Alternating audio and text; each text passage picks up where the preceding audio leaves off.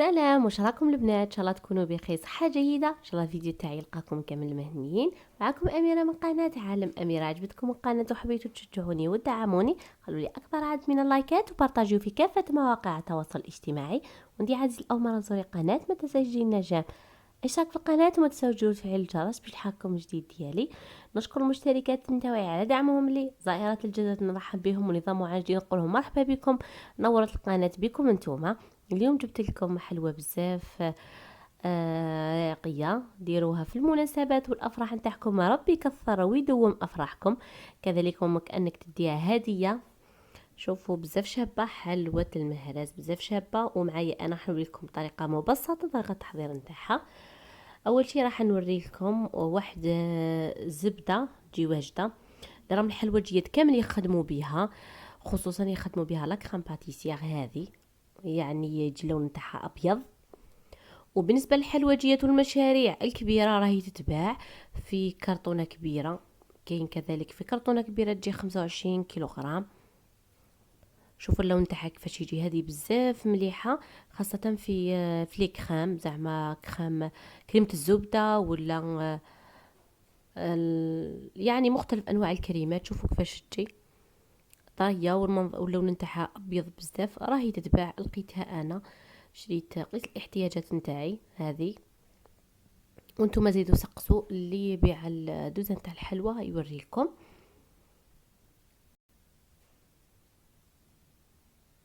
لانهم صراحه يخدموا بالانواع هذه، تعطي بزاف بنه ومذاق. ما يخدموش بالزبده ولا الماركه اللي نخدموا بها حنايا. هذه بالنسبه اللي يحبوا يخدموا لي كوموند للناس ولا مشاريع راحين يديروها. ان شاء الله ربي يوفقكم وينجحكم كاملين في المشاريع نتاعكم. اتكلوا فقط على الله. زدت لها لافاني، هذه فانيلا بودره. اشرهم في العلب نتاعهم من احسن باش تبقى الريحه نتاعهم. درت 2 حبات بيض وسكر ناعم. سكر ناعم كذلك سقسوه على اللي يتباع فيه هذا الدلو الخاص به، باش كي تكملي تعاودي تخبي وتدسي فيه. صراحه انا اندهشت اول مره نشوف ونعرف انه عندهم زعما بدون خاص بهم. زيدوا سقسوا انتم كذلك في المحلات اللي تبع عندكم. يلا الوصفه قلنا 250 غرام تاع زبده، انا استعملت النصف نتاع هذه 500 غرام. عندنا كاس سكر ناعم، يسقسوني على الكاس، اي كاس يكون عندك تاع جو تاع كازوز ما تفرقش. زيدوا 2 حبات بيض وفانيلا. خلطوا كلش مع بعض حتى يندمجوا مع بعض. زيد لهم الفارينه. الفارينه دائما نقولوها ونعاودوها انه حسب الاحتياجات. انتي ديري الفارينه وزيدي عينك ميزانك.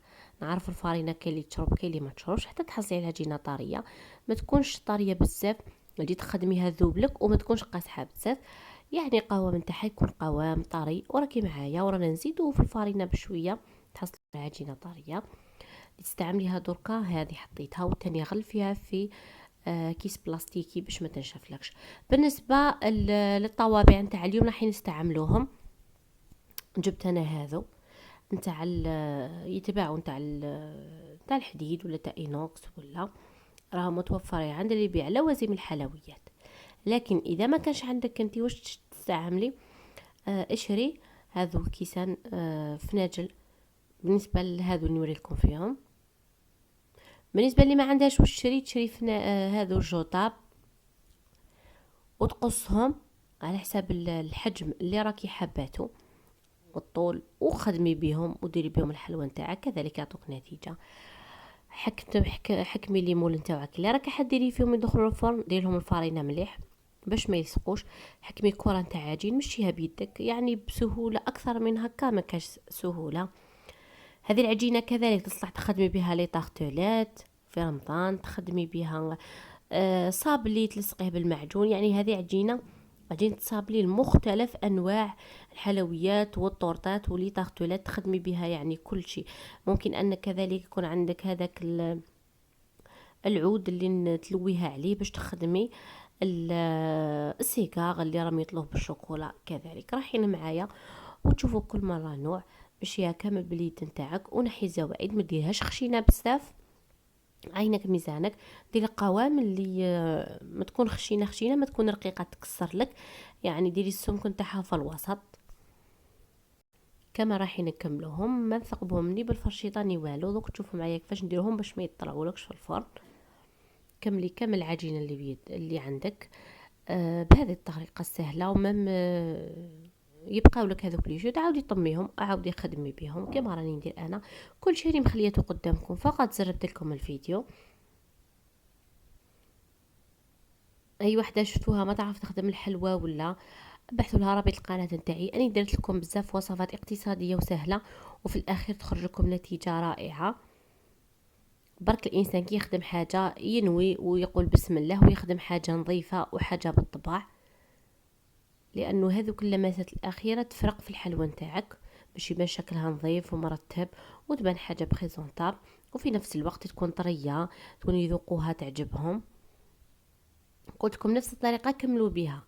الملتوى كامل غبريهم بالفارينه، وعاودي حكمي الكره نتاعك في يدك نتاع عجينه الصابلي ومشيها. ممكن انه هذا الصغار تخدمي بهم تاخذوا لا تاع رمضان، كذلك الحجم تاعهم صغير بالطبع، والتزيين بلا كريم شونتي ولا تنيهم بالفواكه معلبه ولا فواكه طازجه تاني كيعطوا منظر بزاف رائع. نعود لكم فقط العجينه. بالنسبه اللي يقولوا لي اميره كي تسربي، عندنا 250 مارغرين. انا استعملت هذيك الوجده اللي قلت لكم اكتشفتهم يخدموا بها الحلوجيات. شفتوا اللون تاعها كيفاش داير. زدت لها 2 حبات بيض، كيس سكر ناعم، اي كيس اي عفوا كاس سكر ناعم اي كاس يكون عندك. رشه نتاع الملحون تاع لافاني دايم في الحلوى نتاعنا. طميها بالفارينه تحصلي على القوام اللي راك تشوفيه في قدامك. خدمي بها مام تبقى لك العجينه اخدمي بها انواع اخرى. قلت لكم ما ثقبتهمش بالفرشيطه. واش جبت لي الكيسات اللي يكونوا عندك هذو تاع المادلين، فرغي فيهم الارز. كاين احجار يتباعوا خصوصا يستعملوا الحلوجيات، لكن احنا ما عندناش الارز. حتى انا علاش درت لكم الارز ماشي اللوبيا وماشي عدس. الارز بهذه الطريقه حتى يتحمص لك في الفرن، وممكن انك تخدمي به طبق عادي ما يفرقش فيه، لانه احيانا نخدموا وصفات بالارز يكون محمص ويجبني. ديريها 180 درجه، ياخذون اللون الذهبي كما راكي تشوفي قدامك. نحي لي كيسات نتاوعك في وسط الاستواء نتاعهم، خليهم يزيدوا يطيبوا من الفوق. حمريهم يعني اللون نتاعهم يكون ذهبي فاتح، ما تحمريهمش بزاف وما تخليهمش خضوره. ممكن انهم الاطراف نتاعهم الحواشي تدهنيهم بالمعجون ولا لاجولي وديريهم في الكاوكاو محمص ولا هذاك السكر الالوان اللي راه يتباع. لكن حبيت ندير حاجه بالطبع وحاجه يعني نكثرش فيها خرابيش بزاف باش تخرج حاجه نقيه وحاجه شابه.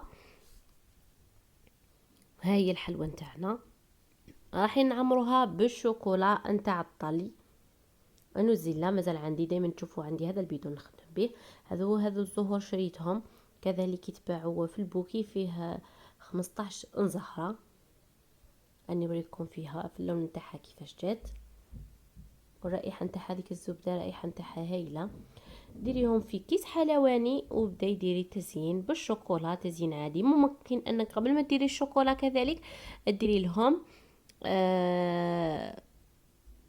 حليب نسلي مكرمل، ولا ديري لهم